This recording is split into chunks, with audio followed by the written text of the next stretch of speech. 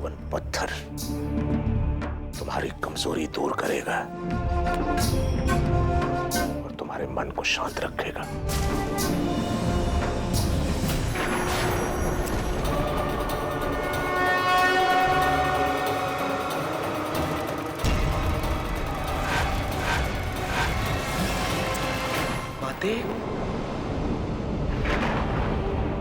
वैष्णवी को उस पत्थर की शक्तियां अपने में संयोजित करने का प्रयास कर रही है। जब तक वैष्णवी उस पत्थर से अछूती ना होगी तब तक मैं उसकी सहायता नहीं कर पाऊंगी। इस पावन पत्थर को उस जगह स्थापित करना होगा जहां माता रानी की मूर्त थी।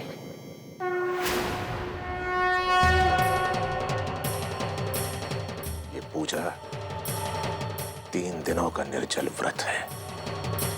इस विधि के पूरे होते ही तुम्हारा व्रत शुरू हो जाएगा बच्चे।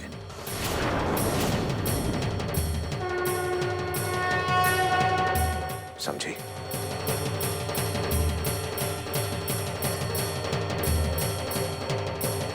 और 3 दिनों तक भूलकर भी इस पत्थर को अपने से दूर मत रखना बच्चा।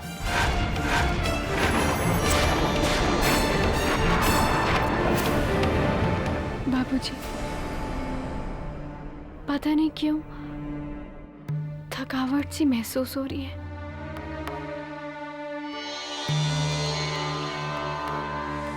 मेरे बच्चे, मैं आपके लिए जल लेकर आता हूं। ठीक है मेरे बच्चे? मैं अभी आया। पंडित जी, मैं अभी आया।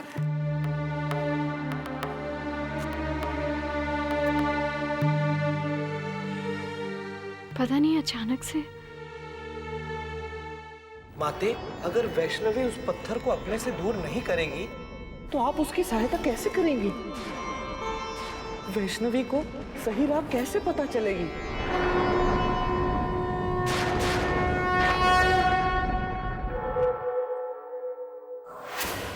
तीन दिन निर्जल व्रत रखो मेरे बच्चे। 3 दिन निर्जल व्रत रखो मेरे बच्चे। और हमें थोड़ी सी प्यास लगी है, इसलिए हम जल ग्रहण करते हैं मेरे बच्चे। मुझे माफ कर देना महाराज की जय हो।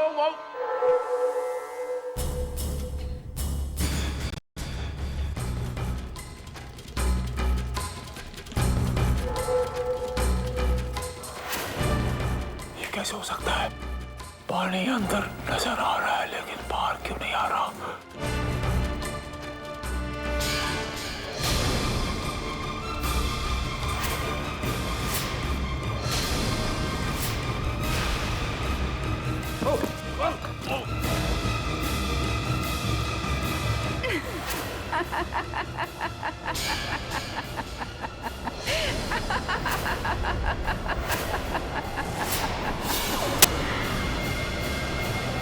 दुष्ट,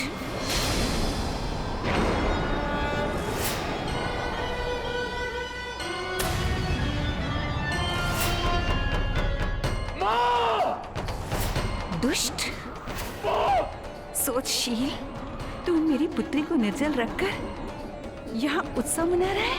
मैं उत्सव नहीं मना रहा हूँ माँ। मैं तो पानी पी रहा था माँ। क्यों मेरे क्रोध को परख रहा है तू? मृत्यु का भय नहीं है तुझे? है माँ।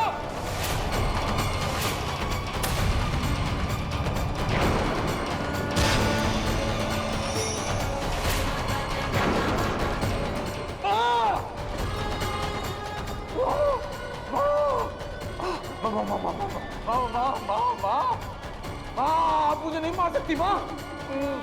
आप तो मेरी पार्टनर है ना माँ। पूरी जिंदगी मेरे होठों पे आपका नाम रहा माँ। मैंने आपका सिमरन किया। अगर अनजाने में मुझसे कोई गलत किया तो मुझसे माफ करो।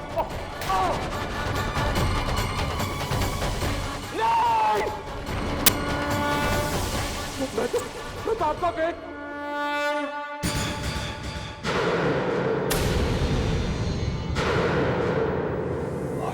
महाराज, महाराज, महाराज, महाराज, क्या हो रहा है? क्यों मंद बुद्धियों की तरह कोलाहल मचा रहे हो? ये क्या मायाजाल है? ये कैसा मायाजाल? ये कहीं आपने माता रानी का रूप तो नहीं ले लिया था? या कहीं माता रानी ने आपका रूप? माफ कर देना मुझे महाराज। कहाँ है माता रानी? माता रानी कहाँ है? मुझे तो दिखाई नहीं दे रही, मुझे दिखाई नहीं दे रही है माता रानी। तुम्हें क्या लगता है मेरे होते हुए, इस पावन पत्थर के होते हुए माता रानी इस घर में प्रवेश कर पाएगी? हाँ? वो महाराज, वो अभी अभी यहाँ थी, मुझे मारने की कोशिश कर रही थी माँ।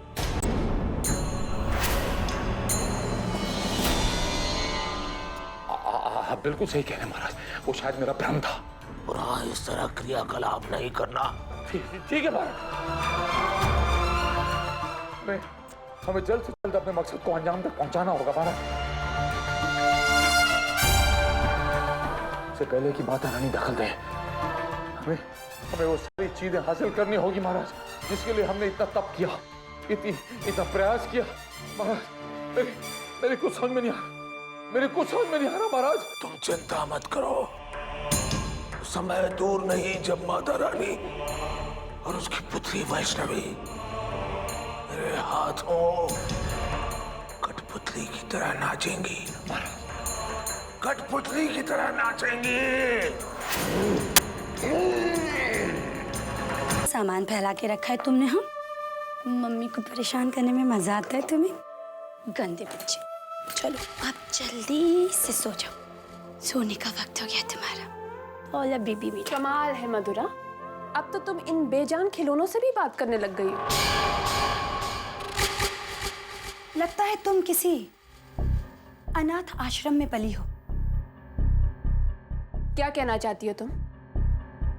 मतलब ये नताशा कि अगर तुम किसी अच्छे घर परिवार में पली होती तो तुम्हें इतनी तमीज जरूर होती कि जब भी किसी के कमरे में जाते हैं तो सबसे पहले दरवाजा खटखटाते हैं। क्या बात है मधुरा, तुम्हारा पारा तो हमेशा से ही चढ़ा रहता है।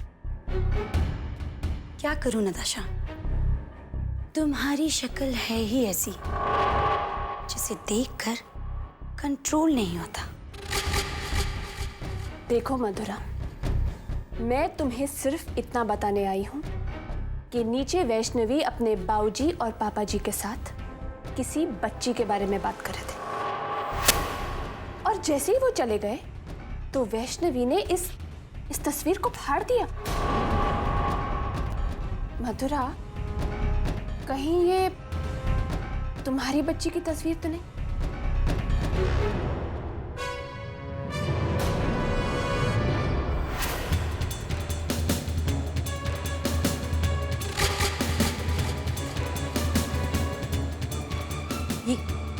ये तस्वीर तुम्हें कहाँ से मिली?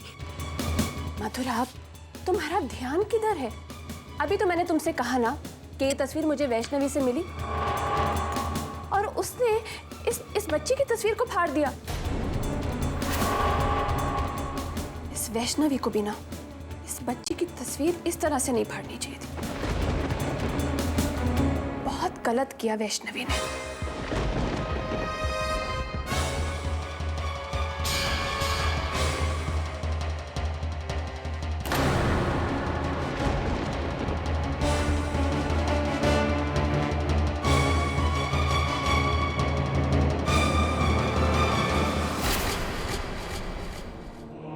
बेटा, जब तक ये माँ की निशानी तेरे पास है, तेरे साथ कुछ बुरा नहीं होगा।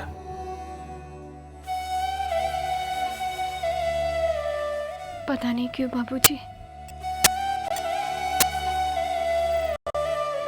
ये पूजा पाठ ये सब करने के बाद भी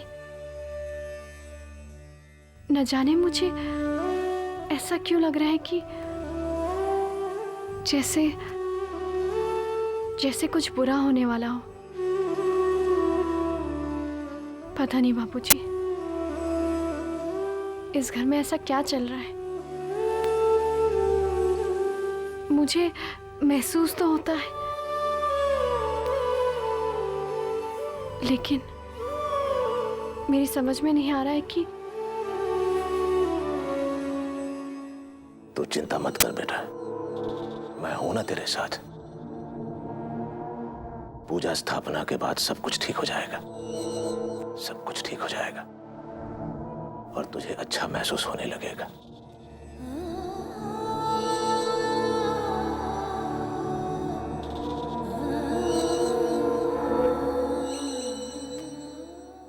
वैष्णवी, मैंने तुम पर भरोसा करके अपनी जिंदगी की सबसे बड़ी गलती की है। इसकी सजा तो मैं भुगत ही रही हूं, लेकिन मुझे ये नहीं पता था कि तुम्हारे अंदर की ममता भी सूख चुकी है।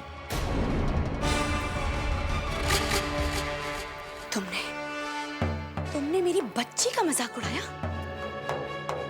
शर्म आनी चाहिए तुम्हें, शर्म आनी चाहिए।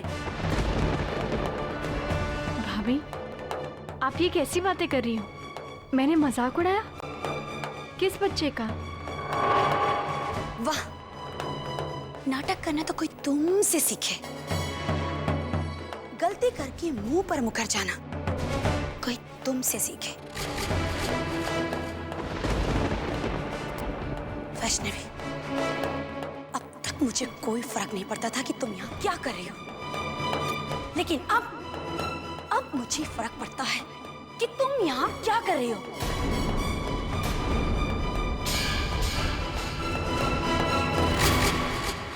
वैष्णवी, तुमने मेरी बच्ची की तस्वीर फाड़ी, मेरी भावनाओं का मजाक उड़ाया तुमने।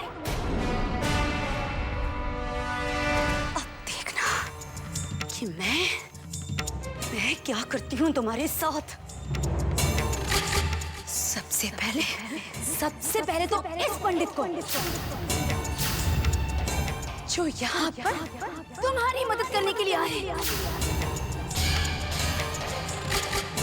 इस घर से बाहर नहीं निकलवाया ना, तो मेरा नाम मथुरा नहीं।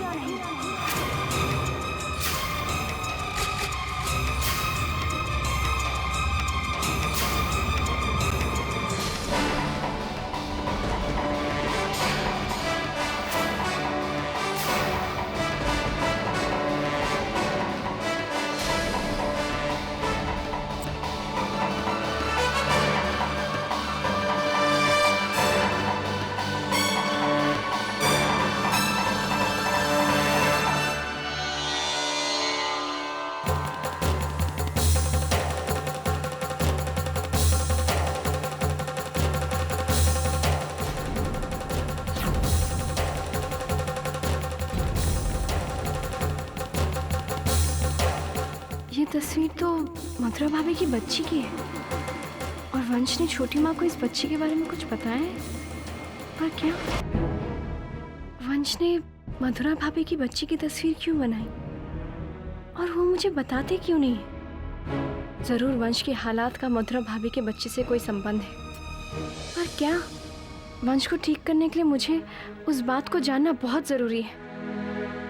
वंश ने छोटी माँ को बच्ची के बारे में क्या बताया होगा? कैसे पता लगाऊं?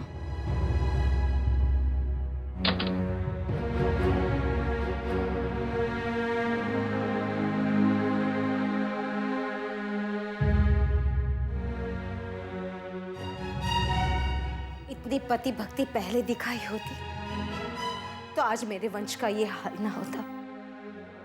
माँ जी,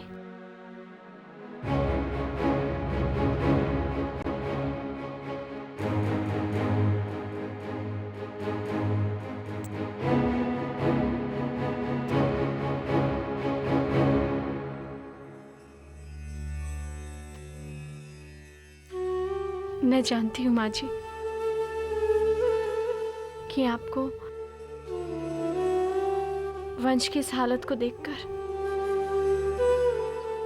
बहुत दुख होता है और मुझे इस बात का दुख है कि मैं वंश की इस हालत में उनके पास नहीं थी। लेकिन माँ जी, ये समय गलतियों को निकालने का नहीं है। ये समय है कि हम सब मिलकर उन्हें ठीक करें। माँ जी, आखिर ऐसा क्या हो गया जिसकी वजह से उनके दिमाग में इतना बड़ा सदमा लगा।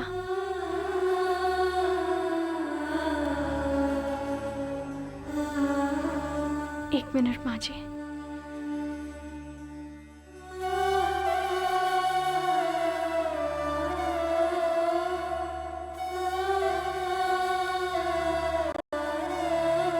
ये देखिए माँ जी, ये तस्वीर मधुरा भाभी की बच्ची की तस्वीर है जो कि वंश ने बनाई है।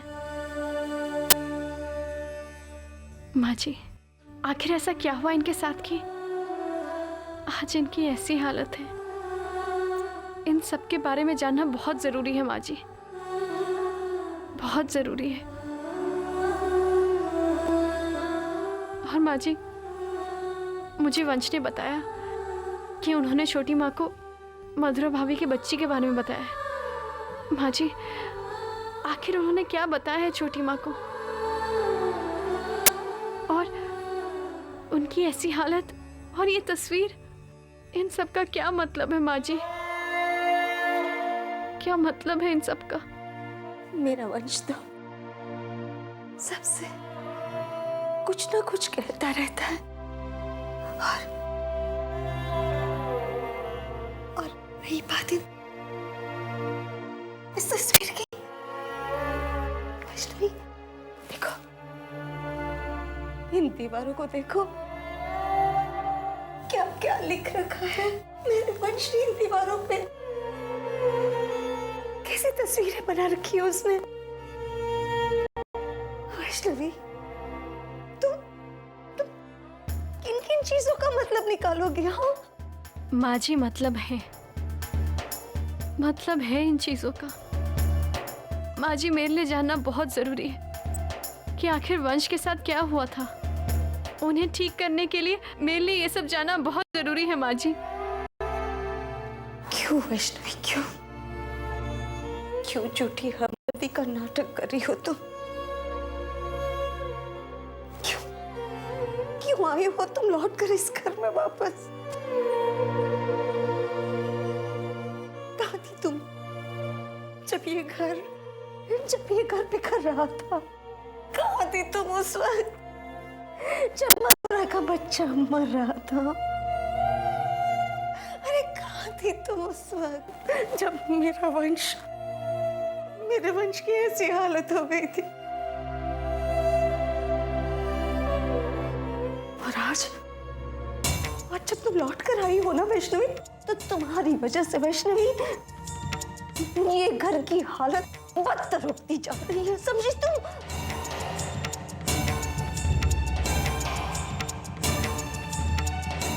माँ जी, माँ जी,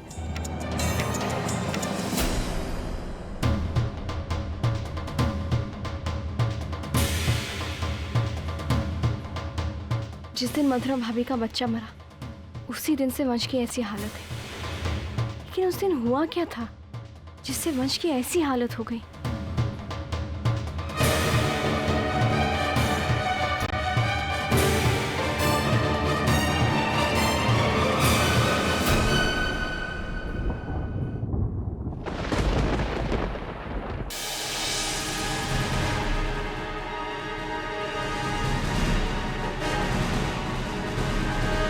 हमने अभी अभी मिस्टर सभ्य को अपने ही घर में आग लगाने की कोशिश करते हुए रंगे हाथ पकड़ा।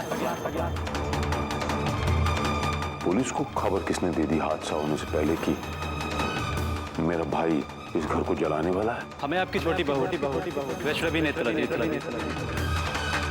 मिस्टर सभ्य, आपको गिरफ्तार किया जाता है। आपको हमारे साथ चलना होगा। हवलदार, हथकड़ियां लगाओ।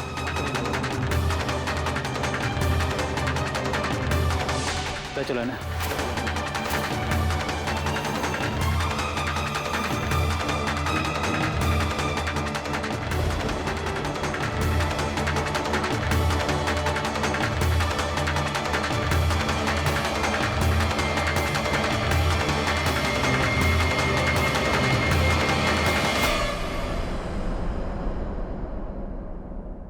कैसी हो बेटा?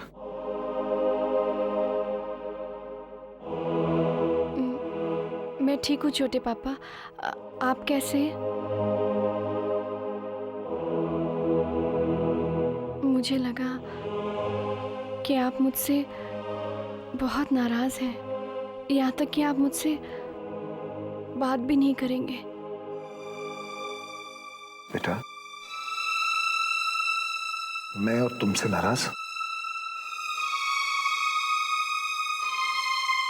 नहीं बेटा, किसी से भी नाराज होने का हक मैं खो चुका हूं। फिर मैं तुमसे नाराज क्यों होऊंगा? फिर तुमने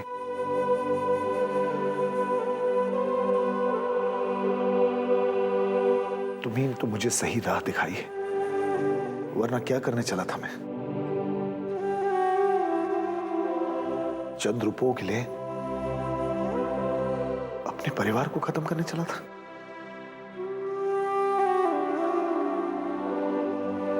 मुझे तो तुम्हारा एहसान मानना चाहिए बेटा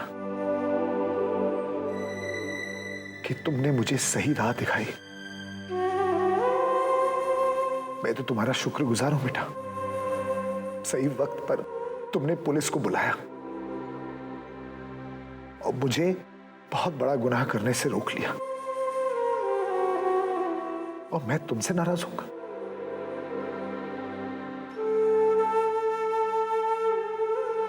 छोटे पापा, अगर इंसान को अपनी गलती का एहसास हो जाए ना, तो बस उससे बड़ा प्रायश्चित भला और क्या हो सकता है।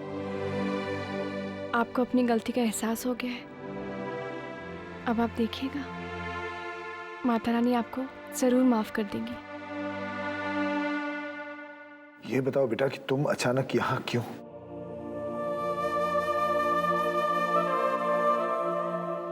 छोटे पापा, मैं आपसे मदद मांगने आई हूं।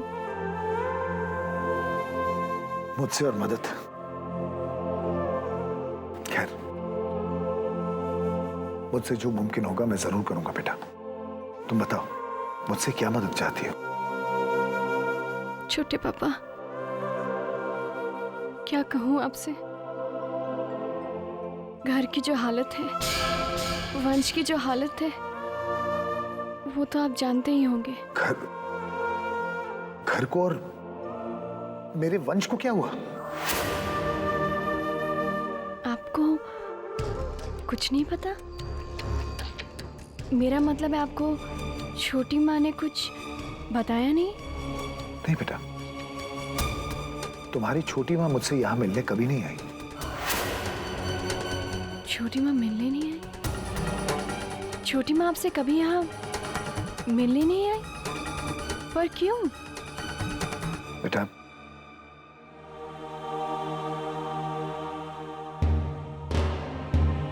हो सकता है वो मुझे इन हालात में नहीं देखना चाहती हो, और मुझसे पूछो तो उसने सही किया। मैं उसकी शक्ल पर शर्मिंदगी नहीं देख पाऊंगा, वो भी मेरे किए पे शर्मिंदगी। नहीं बेटा, अच्छा हुआ प्रियमदा यहां नहीं आई, और हो सकता है यही मेरा प्रायश्चित भी हो कि मैं अपने से दूर रहूं, उन्हें कभी ना देखूं।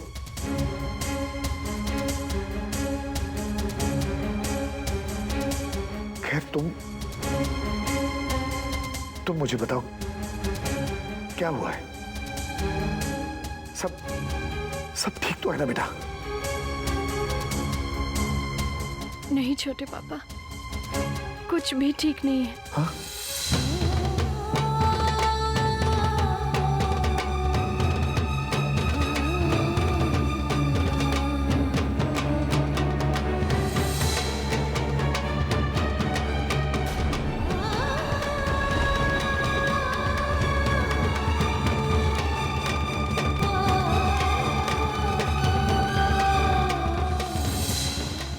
बस छोटे पापा, तब से वंश की ऐसी हालत है। छोटे पापा, मैं समझ नहीं पा रही हूँ कि आखिर छोटी माँ को वंश ने क्या बताया। उनके बीच में ऐसी क्या बात हुई जिसकी वजह से वंश की ऐसी हालत हो गई। छोटे पापा, वंश को ठीक करने के लिए मेरे लिए जाना बहुत जरूरी है कि उन दोनों के बीच में ऐसी कौन सी बातचीत हुई है। इसीलिए मैं यहाँ आपसे मदद मांगने आई हूँ। आप मेरी मदद करेंगे ना?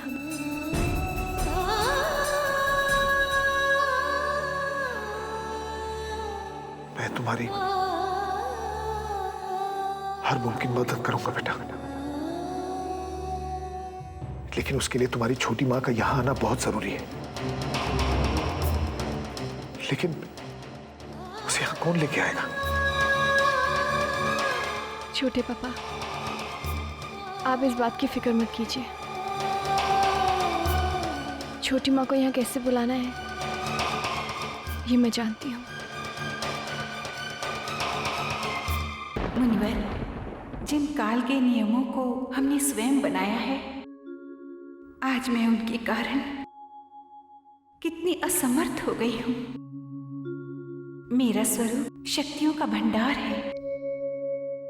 मेरे साधारण कंपन से वो पत्थर भस्म हो सकता है, पर मैं विधि के विधान में जकड़ी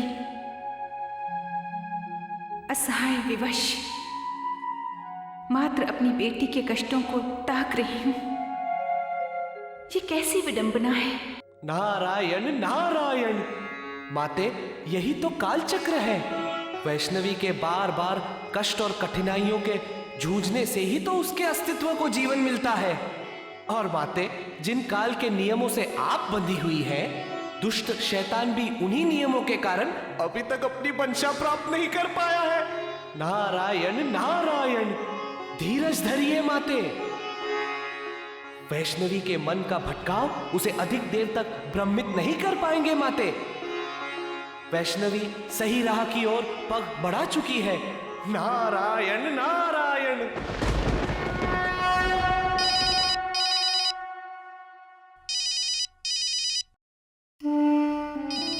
हेलो, मैं मुंबई सेंट्रल जेल से बोल रहा हूँ। आपके पतिदेव सभी कुमार जी की तबीयत बहुत खराब है।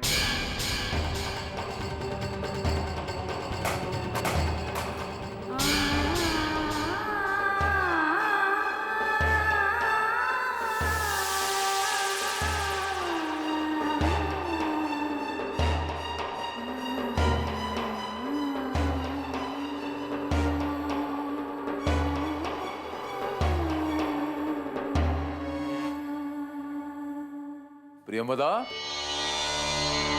प्रियंवदा। महाराज, महाराज, ये प्रियंवदा इतनी तेजी से कहां दौड़ी चलती आ रही है? मुझे तो घबराहट हो रही है महाराज। तुम्हारी घबराहट सही है शील। तुम ठीक कह रहे थे। ये वैष्णवी ठोस जान है।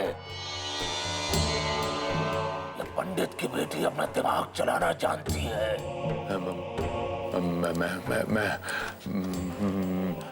मैं कुछ समझा नहीं महाराज। चलो समझाता हूं।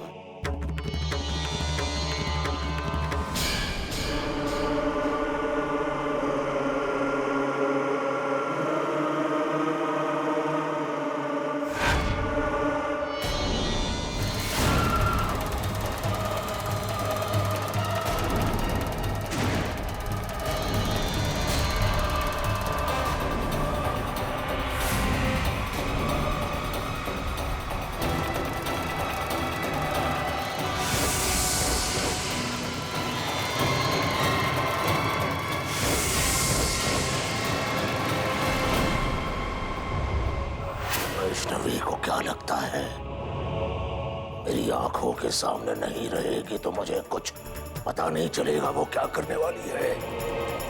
उसे क्या लगता है सभी को अपनी तरफ करके वो कुछ हासिल करेगी?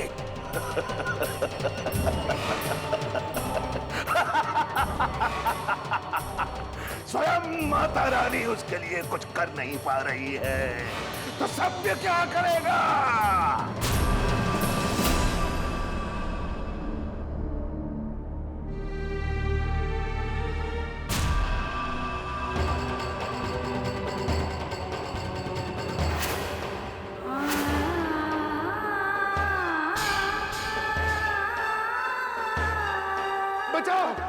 बचाओ बचाओ बचाओ बचाओ बचाओ बचाओ बचाओ बचाओ बचाओ हाँ, हाँ, बचाओ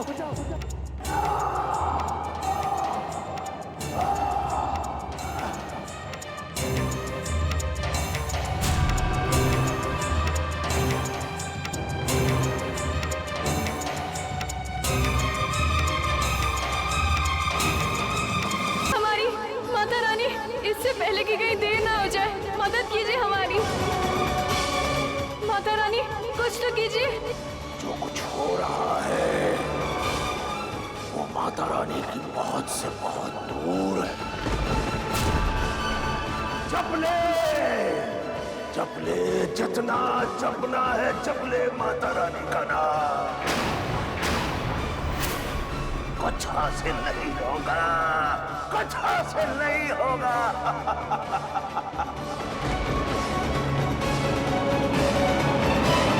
महाराज की जय हो।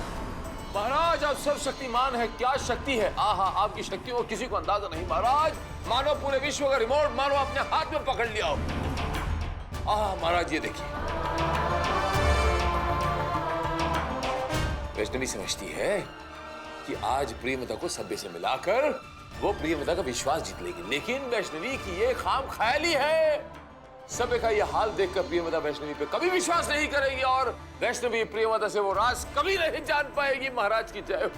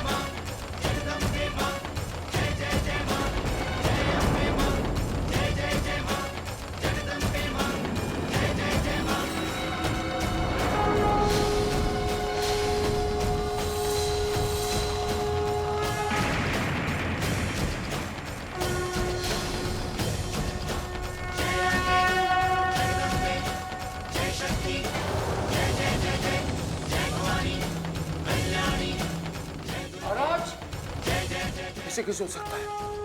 नहीं महाराज, वैष्णवी की आस्था तो असर कर रही है। वैष्णवी की आस्था असर कर रही है महाराज, रोकिए। समय वैष्णवी के पास वो पत्थर नहीं है।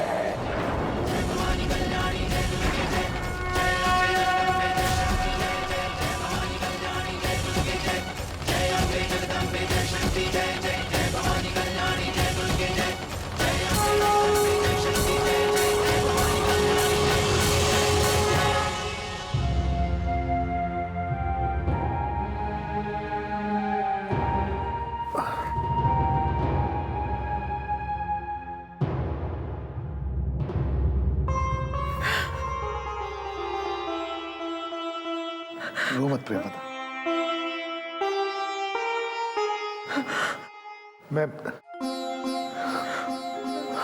मैं ठीक हूं।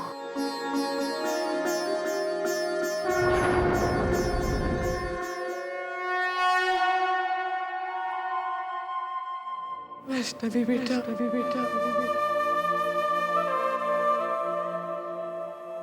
मुझे माफ कर दो बेटा, माफ कर दो मुझे।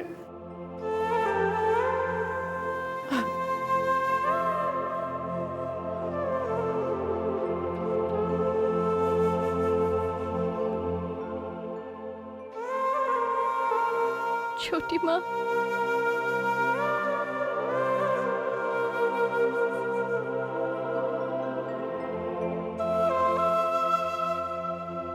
क्यों खड़ी हो बेटा?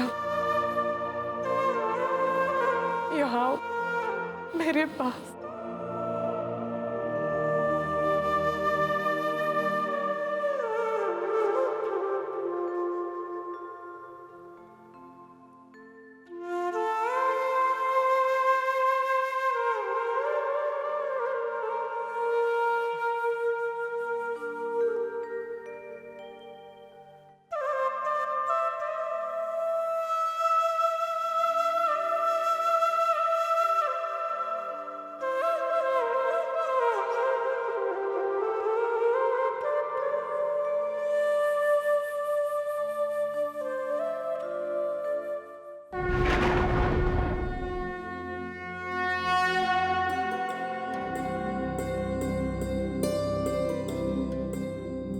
बेटा,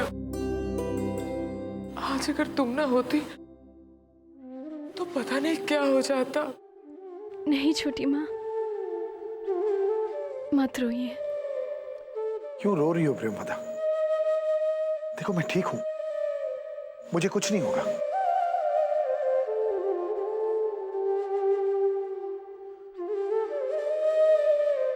लेकिन एक बात मेरी समझ में नहीं आती, ये सब आखिर हुआ कैसे? छोटी माँ, अब मेरा विश्वास और भी पक्का हो गया है। कैसा विश्वास बेटा? हमारे घर